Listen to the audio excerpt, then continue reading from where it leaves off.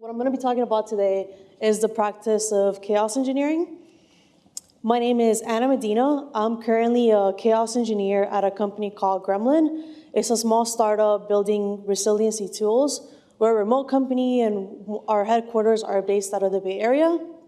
Previous to working at Gremlin, I was at Uber for about 2 years, where I worked there as a software engineer and a site reliability engineer.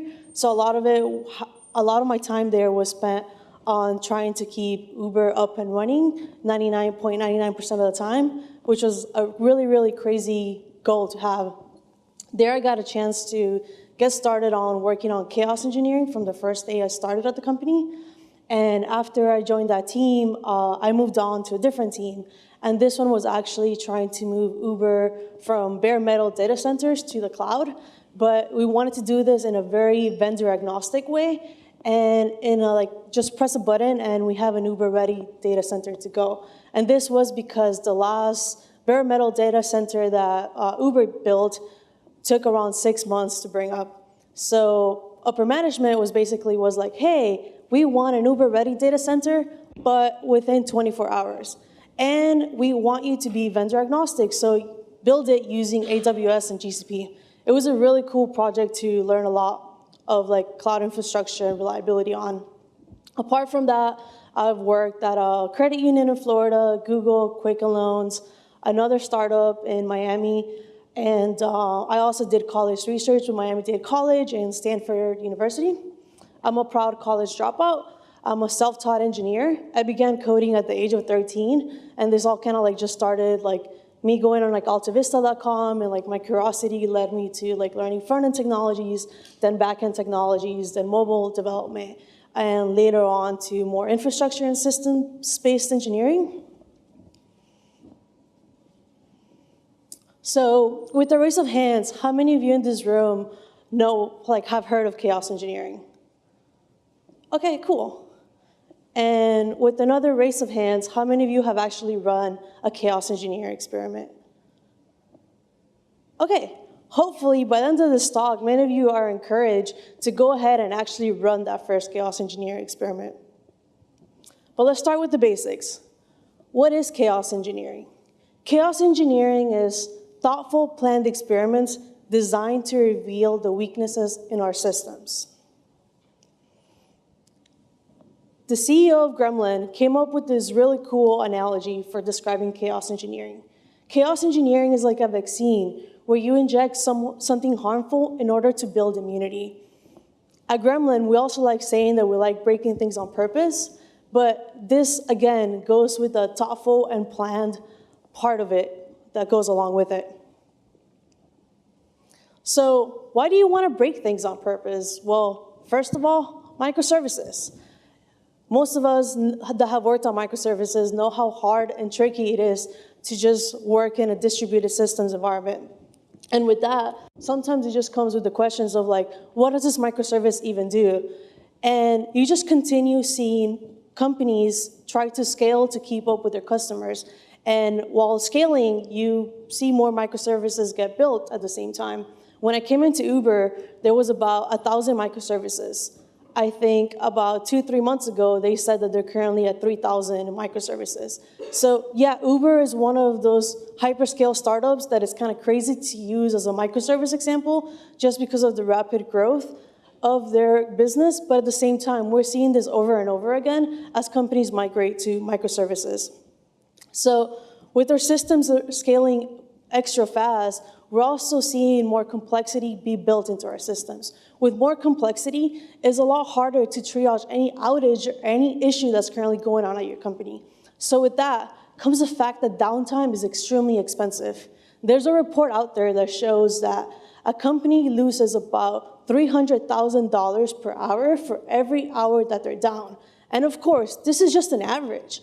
And it truly depends on what type of business you have. If you have a business that's only doing a sale for 5 hours and you're down for 1 to 2 of those hours, you're probably going to see more than those $300,000 for every hour that you were down.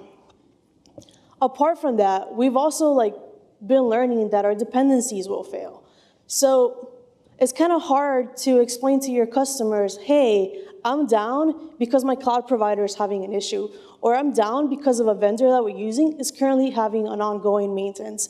So with chaos engineering, you're actually able to think about what happens if the things that I depend on to serve my customers actually fail. And another reason to think about chaos engineering is because pager fatigue and burnout really sucks. I personally left infrastructure because of burnout. And I was just completely tired of the on-call life and getting paged various times for no reason. So with chaos engineering, you can think about using chaos engineering to test those monitoring, those alerts, those paging to make sure the thresholds are healthy, and in a way that you're only alerting your engineers when it's needed. That those pages that they get at 2, 3 in the morning are actually things that they can go take action on. Some of the use cases for chaos engineering include all of these. The most common one that we see companies be interested in is outage reproduction. So when we start talking to companies about like, hey, are you interested in doing chaos engineering? We normally start thinking about like, hey, can you think about the last outage that you had that cost you the most impact? Let's try to build a chaos engineering experiment on that. And with outage reproduction also comes with my comment from the last slide, where dependencies will fail. So we have here the example of the S3 outage that happened about 2 years ago with US East 1 just completely going out. We saw a whole bunch of our favorite websites go down, and the same thing happened when a major DDoS attack happened to one of our main DNS providers. Companies that only had one DNS provider, that was it. They were no longer up. So with chaos engineering, thinking about the fact that companies that we pay money for, that we depend on, that they also can break, you can start thinking about how you can actually prepare for that failure. Another way to use chaos engineering is to do on-call training. Most folks that get started with on-call, they just get thrown a pager and they're like, here, have a pager, now you're on call, go deal with it. Maybe you get provided a runbook, maybe you don't. Well, that was kind of my case when I started at Uber. I actually started at Uber when I was like as an intern. And I came into the infrastructure world without ever touching any production, without ever doing anything in systems. And I still got put on call my second week at the company. So when that page came in on Wednesday at 2 in the morning, and this is a production service, a chaos engineering service that we were using, I go open up this runbook and it's 180 days old, and it's like, oh crap, sure, I can execute these commands, but am I sure that this will actually triage the outage that's currently going on and not cause more harm? And it's scary. I was an intern. It was one of those things that I was like, hey, I can actually lose my job over this. Thankfully, everything went really well. But looking back at that experience and now thinking more about chaos engineering, a good way to onboard an engineer into anything with production or to onboard them into their on-call rotation is to actually do chaos engineering with them. There's no better way to be like, hey, here's a runbook. You're gonna be on call in 2, 3 weeks. Let's run some exercises. Let's run some experiments on previous outages that we've had, and let's make sure that our runbooks are up to date, and let's make sure that you know exactly what to do when that moment comes. Another good way to use chaos engineering is to actually strengthen any new products that your company is thinking about releasing, or just in general, make sure that the products that you currently offer are extremely resilient. At Gremlin, we do this every time we've moved from one technology to another or made a big push of a feature. We have this thing called Failure Fridays, where the company comes together and we do chaos engineering together. We're a remote company, so this of course means setting up Slack room, setting up a Google Doc that all of us have access to. And one person takes handle of that day and they put together a log of what's gonna be going on for those 2-3 hours that we're running Failure Friday. And that can be just running various chaos engineering experiments, what the expected outcome is, and there's another space for who's running this experiment and what are the comments when the experiment gets run. Another one that I recently started talking about is also using chaos engineering to battle test new infrastructure and services. So as I've mentioned, a lot of my work has been revolving around the infrastructure space, and this has come a lot now more with the movement of like companies going over to containers and other companies adopting cloud technologies. So we've been getting a lot of questions of like, hey, if I'm using Kubernetes and I want to use one of the cloud provided technology, like cloud provided solutions, which one should I be using? So about 3-4 weeks ago, there was a chaos engineering conference in San Francisco where we actually came together, me and the principal SRE of Gremlin, and we actually put to battle EKS and AKS. It was the Microsoft and the Amazon version of it, and we basically ran 3 different chaos engineering experiments on them, just to be able to like show out of the box, if we just put up a Kubernetes dashboard on both of these, what happens if we kill these containers? What happens if we do packet loss on these containers? And it was just being able to like show this is other ways you can use chaos engineering. But before you actually start practicing chaos engineering, there's 3 things that your company must have in place. And the number 1 thing that you must have is monitoring and observability. You can't think about doing chaos engineering without knowing how your systems and services are currently doing. And especially if you're gonna run a chaos engineering experiment, you want to know how that experiment is currently affecting the systems and services.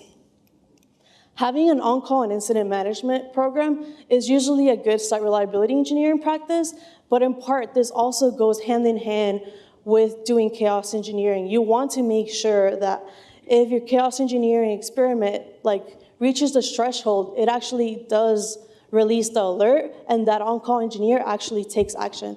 It's a good practice in general for when it actually comes to a real-time outage. Knowing the cost of downtime per hour is extremely good when you're about to practice chaos engineering. It's a good practice in general to know how your business is doing, how your job as an engineer is actually helping the company when you're building more reliability and resiliency around. And of course, this is also a really cool metric to know when performance reviews come around and you're actually working on something like chaos engineering or working on anything that makes your company more reliable, you're actually able to use the cost of downtime per hour in a way that you're actually able to measure how your engineering projects have helped the company save that downtime. But I wanted to make it clear that chaos engineering is not about breaking production on accident or on purpose, and it's not about creating outages. You don't want to do chaos engineering experiments if you don't have monitoring in place. You don't want to do a chaos engineering experiment without letting the rest of your team know that you're actually going to be running that experiment. All the stakeholders for that service, for that system, need to be aware of this. There's this really cool quote by Sherry Mayer. She's the CEO of Honeycomb, which is an observability tool. And she says, chaos engineering without observability is just chaos. And when you have just chaos, you just might feel like that Elmo. And this is actually the title of her talk that she gave at the Chaos Engineering Conference in San Francisco. You can find the links on the Slack channel that I'll talk about later. But it was a really good talk in general. So with getting started with chaos engineering, there's something that you need to think about first too. And it's called blast radius. Blast radius is thinking about that scope of the experiments that you're going to be running. So I mentioned chaos engineering is not about breaking production or just causing outages, but how do you actually not cause outages? And you do that by thinking about the blast radius. Thinking about the blast radius means that you're not just going to step into work on Monday and be like, hey, we're going to run chaos engineering experiments on production today. Let's go. Yes. Well, when you're thinking about blast radius, you're thinking more about doing it in very slow incremental steps. So for example, let's say you want to run a chaos engineering experiment on Netflix, which is one of the most common use cases is for chaos engineering, since they're actually one of the main leaders in the field. So you actually want to form the hypothesis around this. And let's say for Netflix, it's going to be like, well, if I inject 200 milliseconds of latency into my application, is it actually going to breach the SLA, SLO that I currently have in place? And that means that the user is not going to be able to get that stream in the certain seconds that I have it in place. So once you form the hypothesis, you can actually go ahead and run that experiment. But with having the blast radius in mind, you're not just gonna go ahead and actually push it to 100% of your traffic. You might do this by just doing 1% of your traffic and see how this affects it. And of course, you have monitoring in place. So if you see that things are not going well, you go ahead and you abort those conditions, and you go ahead and fix whatever you need to fix in your infrastructure and your code to make sure that that experiment can run again and pass. So it becomes a loop. After you see it be successful with just 1% of your traffic, you want to go ahead and increase it to 5%, to 20%, 25%, to slowly increasing it up to 100%. So now I was going to talk a little bit about the evolution of chaos engineering. So many years ago, not many years ago, but around like 6 or 8 years ago, Netflix came up with an open source tool called Chaos Monkey. This was actually where a lot of engineers actually have been learning about chaos engineering. And with Chaos Monkey is just a tool that they were using for AWS as they were completely onboarding to 100% cloud infrastructure, and they just wanted to shut down randomly some hosts. And that was their approach, random. They didn't care what was on that host or how long it had been up. They were just taking them down as they pleased. So with that approach of it being random, it came a lot of a good starting point to what the rest of chaos engineering has become. The next level of chaos engineering is a little bit more mature, and this is like infrastructure failures. So what happens if the CPU gets pegged? What if your disk actually fills up? We've talked to a lot of companies where they've had 1 or 2 outages just because they didn't handle the disk filling up as well as they should have. And a lot of this is basically anything that can happen to your host, anything that can happen to your resources that you currently have offering. The next level of chaos engineering comes with network failures. And this comes with a more disciplined approach in a manner that you actually need to coordinate with other people in the company. So some of this practices can include just like failing over a region or just actually bringing down like one of the 5 data centers that you have and things like that. But you want to do this do it with more than one service. So with that comes a lot of the communication that comes with it.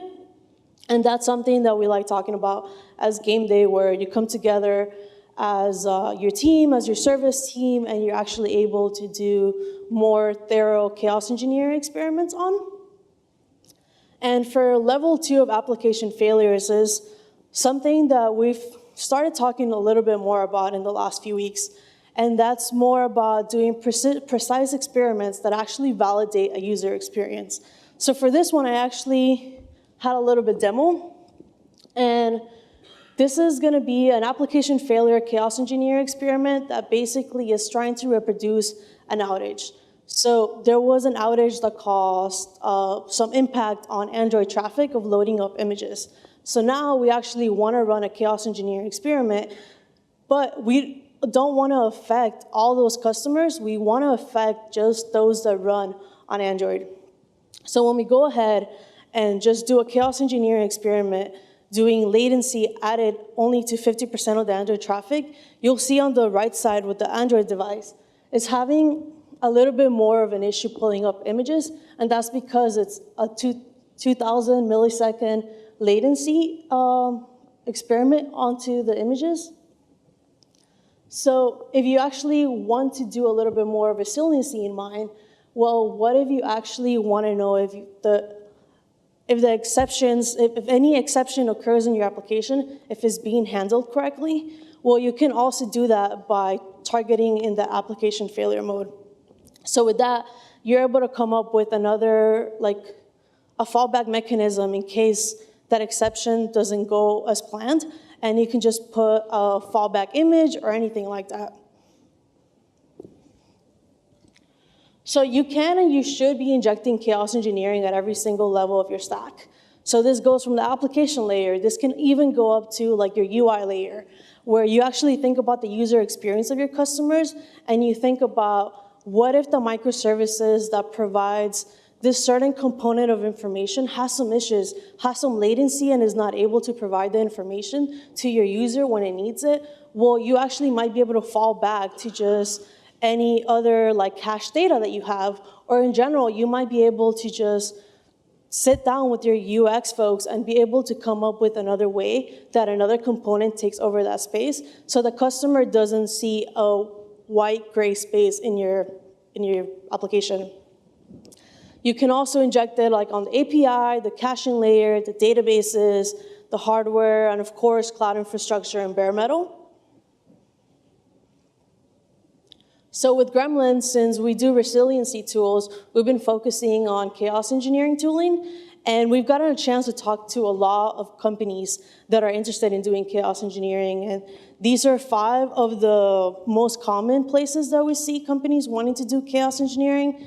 That includes like Cassandra, Kubernetes, ECS, Kafka, and Elasticsearch.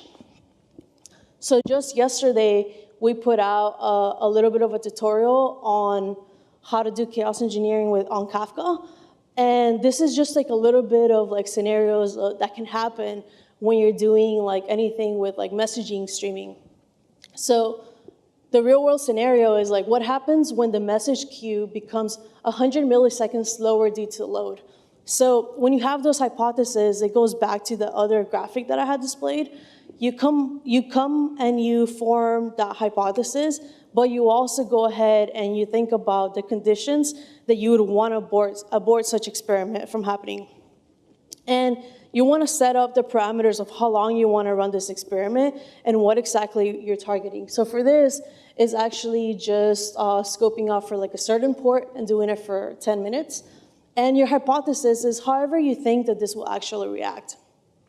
And as I mentioned, abort conditions, one of the major ones that you always want to keep in mind is not impacting your customers whatsoever. So if you have any form of like data loss, is like an immediate call for aborting conditions, or just in general having like 500 errors.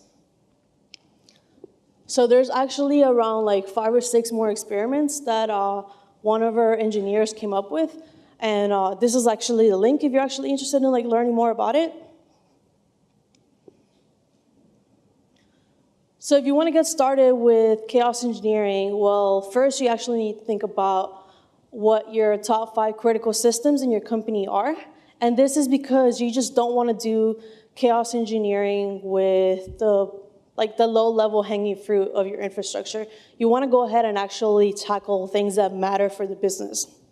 So once you've gone ahead and actually chosen that system, you want to go ahead and whiteboard it. And this is, in general, good practice just to have an idea of how your systems and services are working. And with this, you will actually be able to also know what dependencies you're having internally and what other dependencies you're having with other vendors.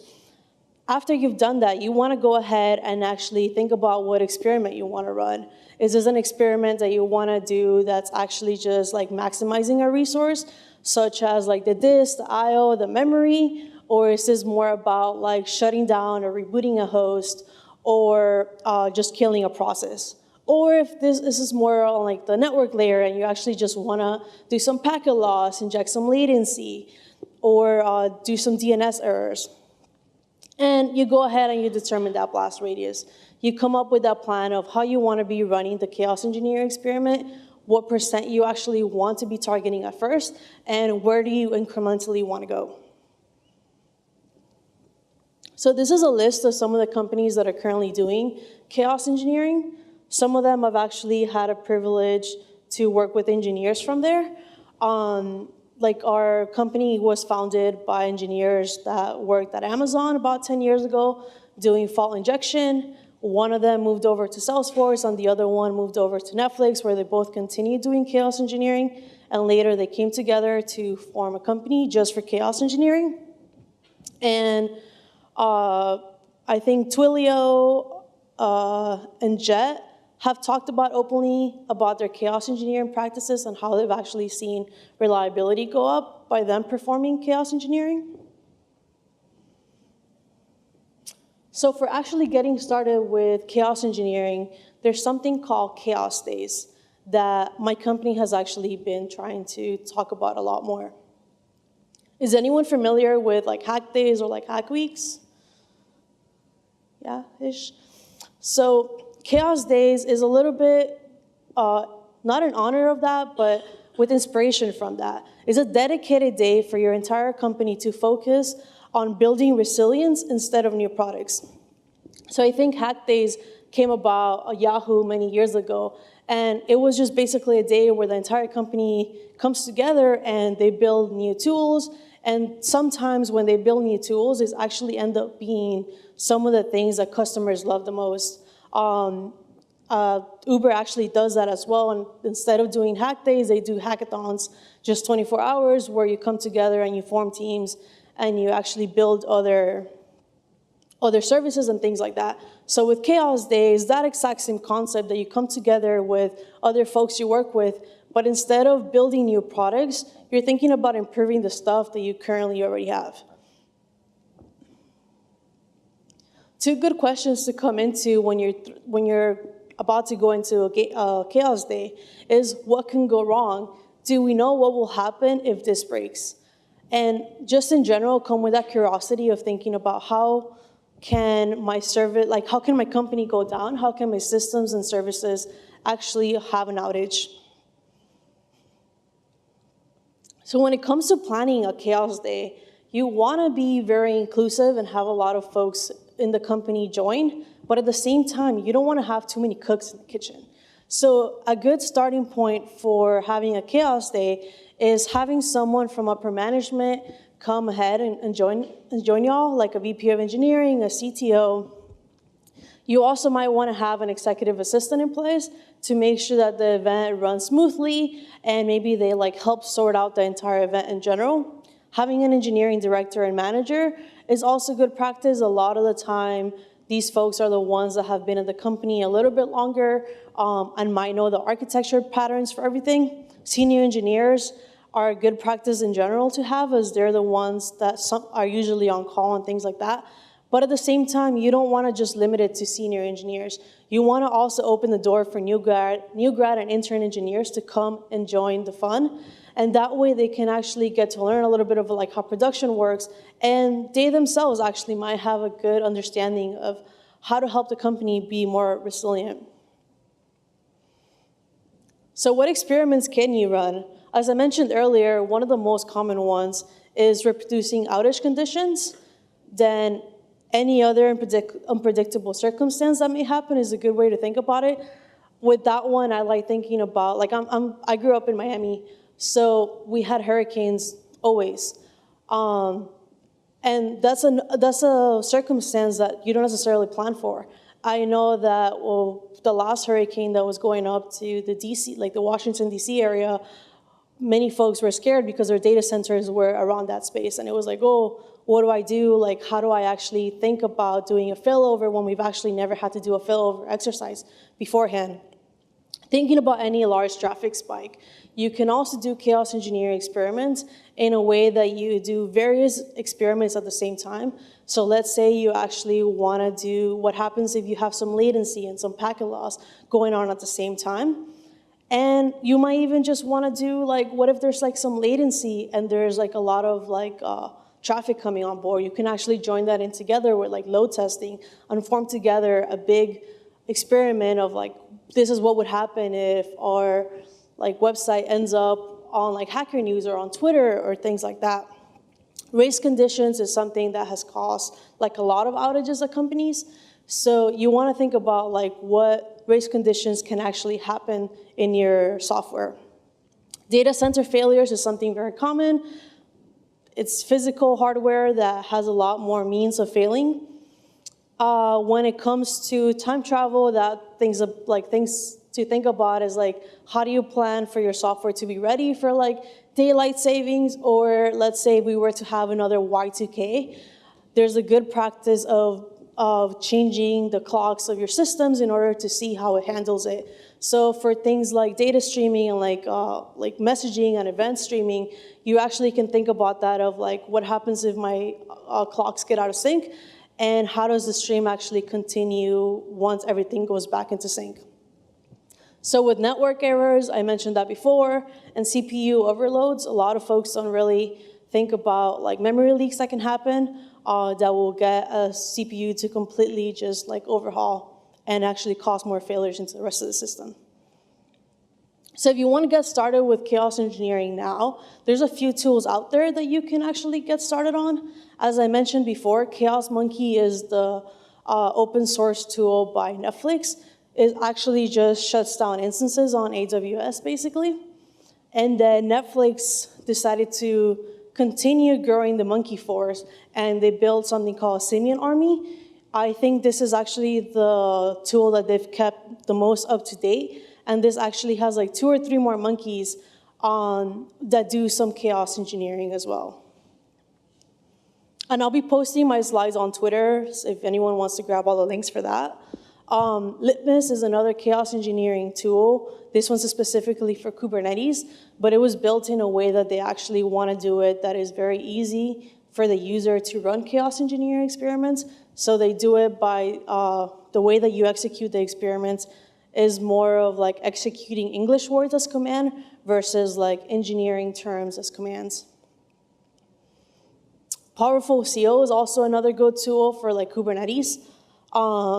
This one's done by Bloomberg. We actually had one of the main contributors to this open source project at the San Francisco Conference of Chaos Engineering, which was like a really cool way to actually see it come together as he did like a on-site demo. And as I mentioned before, I work at a company that does resiliency tooling.